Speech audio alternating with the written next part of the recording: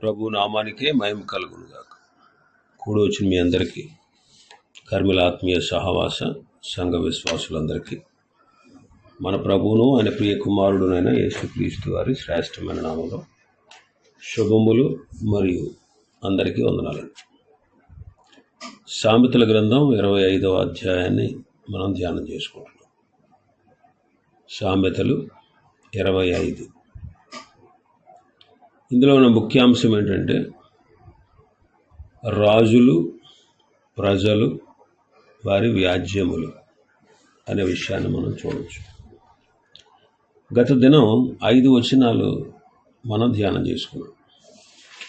5 వచనాలు, 6-7 వచనాలు చదువుతాను.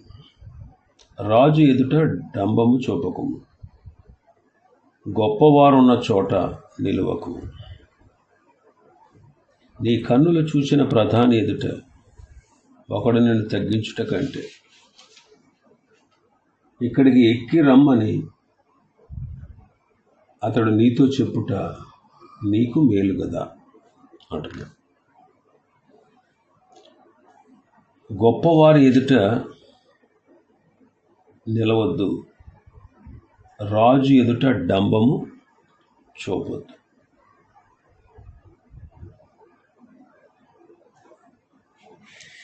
తగ్గింపు అనేది విశ్వాస జీవితానికి చాలా ప్రాముఖ్యమైనది. చాలాసార్లు విశ్వాసులు గర్వంగా ప్రవర్తిస్తూ ఉంటారు. గర్వం అనేది అది మన పతనానికి మనల్ని నడిపిస్తుంది. గొప్పవారు గొప్పవారే, రాజు రాజే, ప్రధానులు ప్రధానులే, మనం మనమే. అంటే ఎవరికి ఇవ్వాల్సినటువంటి గౌరవం, ఎవరి ఎడల ఎలా ప్రవర్తించాలో ఆ తీరు, ఎవరి ఎడల ఎలా ఉండాలో అది మనం గుర్తించాలని ఇక్కడ దేవుని వాక్యం సెలవిస్తుంది. రాజు మనందరికంటే గొప్పవాడు. ఆయన ఎదుట మనం డంబం చూపకూడదు. గొప్పవారు ఉన్నారు లోకంలో, వారి ఎదుట మనం నిలవరాదు. అంటే వాళ్ళతో సమానంగా మనం చేసుకోకూడదు.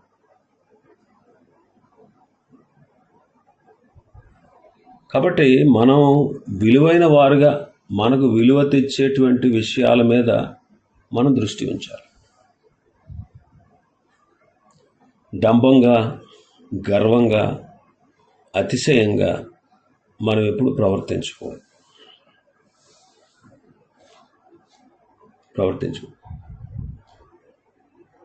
దీనులమై జీవించాలి. మనల్ని మనం మన స్థితి ఏంటో గుర్తించి మనం ప్రవర్తించాలి. నీకంటే పెద్దవారికి, నీకంటే గొప్పవారికి, నీ మీద ప్రభుత్వం చేసేవారికి నీవు విధేయుడివై ఉండాలి. నీ స్థాయికి మించి, నీ స్థితికి మించి నీవు ప్రవర్తించకూడదు, మాట్లాడకూడదు. అది మనం గుర్తించాలి.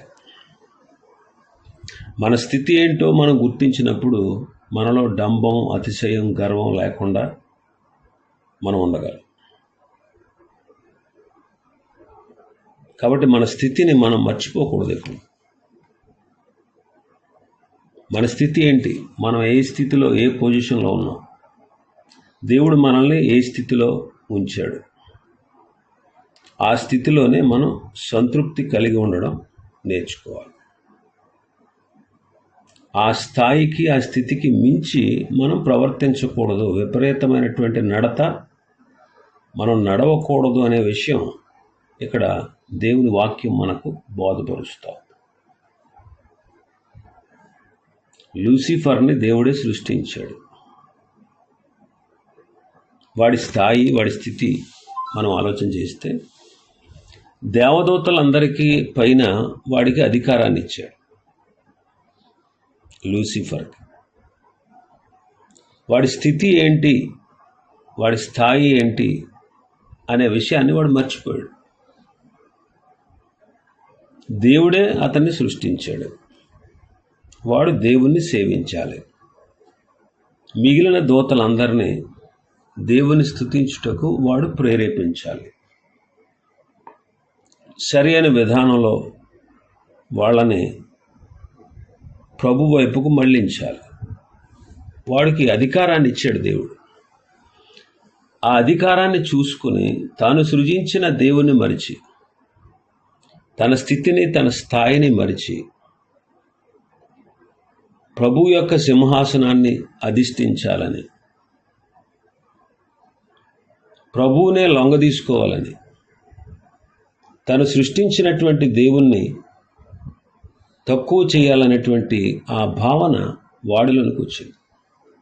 అంటే వాడు తన స్థితిని తన స్థాయిని మరిచిపోయాడు, గర్వంగా ప్రవర్తించాడు. అందుకే 7వ వచనంలో అంటాడు, నీ కన్నుల చూచిన ప్రధాని ఎదుట ఒకడు నిన్ను తగ్గించుట కంటే, ఇక్కడికి ఎక్కిరా బాబు, ఎలా వచ్చి కూర్చో, ఇక్కడికి ఎక్కిరా అని నీతో చెప్పడం నీకు మేలు కదా అంటున్నాడు. అందుకే గర్విష్టి అయినటువంటి లూసిఫర్ వాడి పతనాన్ని మనం చూస్తాం.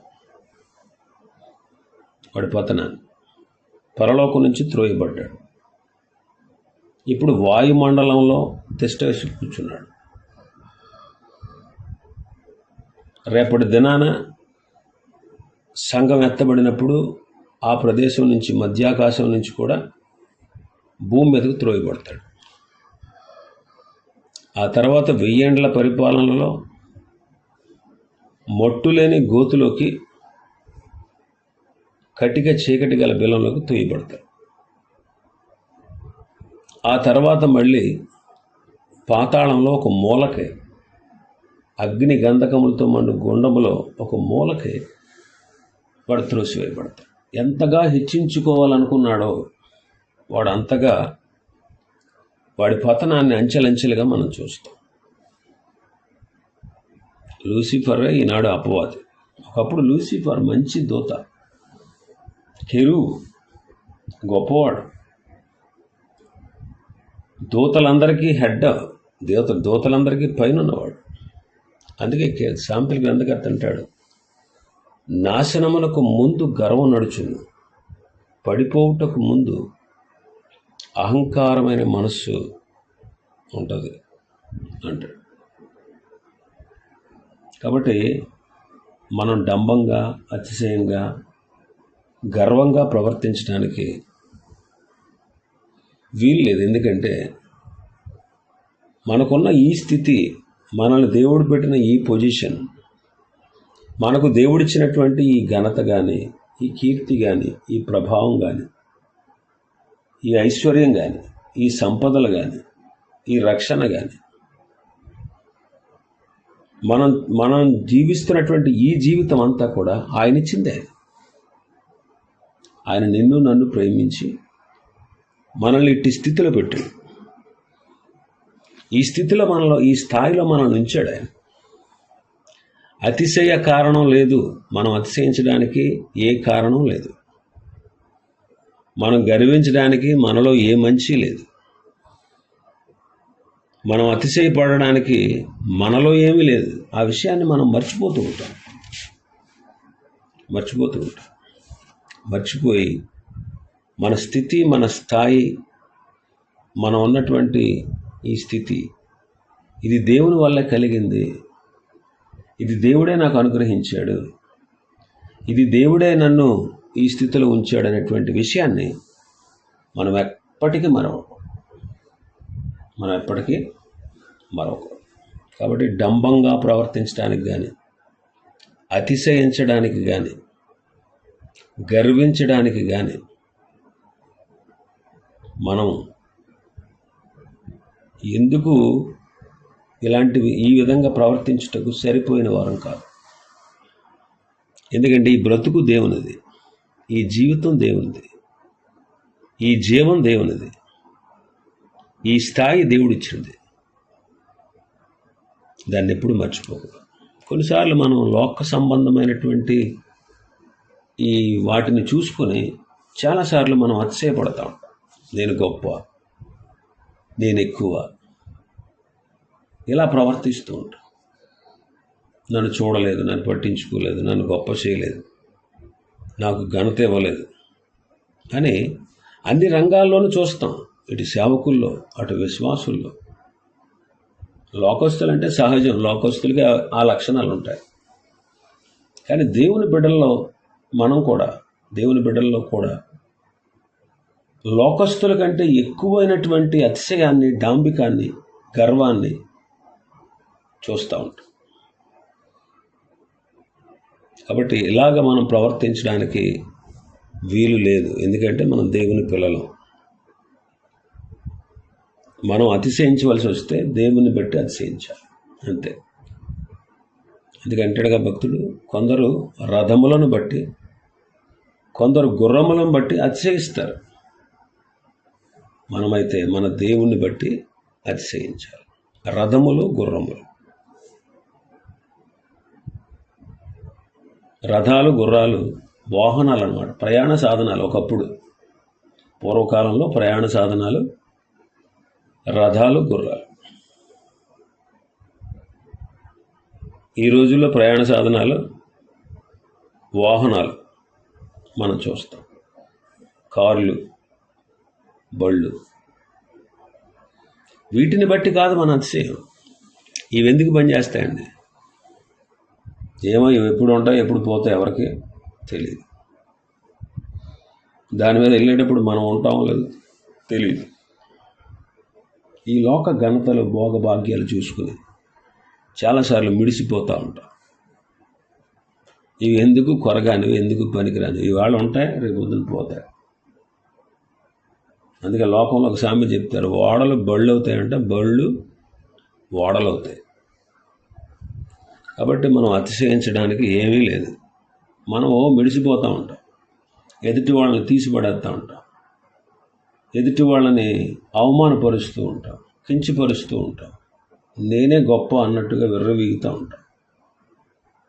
నాకంటే మించినవాడు, తెలివైనవాడు, జ్ఞానం గలవాడు లేరు అని విర్రవీగుతూ ఉంటాం. అందుకే డాంబికులు ఆయన ఎదుట నిలవలేరు. గర్వహృదయులు అందరూ యెహోవాకు హేయులు. డాంబికులు ఆయన సన్నిధిలో నిలవలేరు. గర్వహృదయులు అందరూ ఆయనకు హేయులు. గర్వముగా నడుచువారిని ఆయన అణపడానికి శక్తి గలవాడు. ఈ మాటలన్నీ పరిశుద్ధ గ్రంథంలో రాయబడ్డాయి. ఇవన్నీ మనకు తెలుసు. కానీ మనం చాలాసార్లు అతిశయపడుతూ ఉంటాం. అతిశయించడానికి నా దగ్గర ఏమీ లేదు, నా అతిశయం నా దేవుడే, నేను ఈ స్థితిలో ఉన్నానంటే నా దేవుని కృప, నా దేవుని దయ, నేను ఈనాడు రక్షణ పొందానంటే అది దేవుని కృప, ఈనాడు ఈ పొజిషన్లో ఉన్నానంటే అది దేవుని దయ. ఆయన దయ లేకపోతే నేను బ్రతకలేను, ఆయన కృప లేకపోతే నేను రక్షణ పొందలేను. నన్ను బ్రతికించింది ఆయన, నన్ను కరుణించింది ఆయన, నన్ను కాపాడింది ఆయన. ఈ రీతిగా మనం దేవుని యొక్క కృపను, ఆయన దయను, ఆయన కరుణను, ఆయన కటాక్షాన్ని, ఆయన కనికరాన్ని మనం పొందుకుని బతుకుతున్నాం. అతిశయించడానికి మనలో ఏమీ లేదు. కాబట్టి ఈ వాక్యం ద్వారా దేవుడు మనకు ఈ విషయాలు నేర్పిస్తున్నాడు. కాబట్టి మనం ఎలా ఉన్నాం? డాంబికంగా ప్రవర్తిస్తున్నామా? అతిశయముతో నిండి ఉన్నామా? గర్వంగా ప్రవర్తిస్తున్నామా? వాళ్ళ మాటలు, వాళ్ళ చూపులు, వాళ్ళ నడక, వాళ్ళ ప్రవర్తన విపరీతంగా ఉంటుంది. ఇలాంటి వాళ్ళు డాంబికంగా, గర్వంగా, అతిశయంగా ఉండే వాళ్ళ ప్రవర్తన విపరీతంగా ఉంటుంది. అంటే కన్ను మిన్ను గానక ఉన్నారంటారు చూసారా, కళ్ళు నెత్తి మీదకి వచ్చేసింది అంటారు చూసారా. అటువంటి స్థితి దేవుని బిడలుగా మనకి ఎప్పటికీ ఉండకూడదు. సాతాను గర్విష్టి కాబట్టి వాడి వశములో గనక మనం ఉంటే, వాడితో మనం స్నేహం చేస్తే, వాడి అడుగు జాడల్లో మనం నడిస్తే, వాడి బుద్ధి ఆలోచన చేత మనం నడిపించబడతాం. వాడు గర్విష్టి కాబట్టి మనలో కూడా గర్వాన్ని తీసుకొస్తాడు. కొంతమందికి గర్వంగా ప్రవర్తిస్తున్నాం అనే విషయం తెలియదు పాపం, ఎందుకంటే అపవాది చెరపట్టేస్తాడన్నమాట. అరే నేను గర్వంగా ప్రవర్తిస్తున్నానే అనే విషయం కూడా తెలియనటువంటి స్థితిలో కొంతమంది వాడికి లొంగిపోయారు. అలా ఎప్పుడు మనం ఉండకూడదు. ఒకవేళ ఆ స్థితిలో ఉన్నామేమో, దేవుని వాక్యం మనకు బోధిస్తుంది కనుక మనల్ని మనం సరిచేసుకుని ఉంటే ఎంతో మేలు, ఎంతో మేలు. కాబట్టి చాలాసార్లు గర్వాలు ఉంటాయి మనకి ధనము ఉంటే అదొక గర్వం వచ్చేస్తుంది.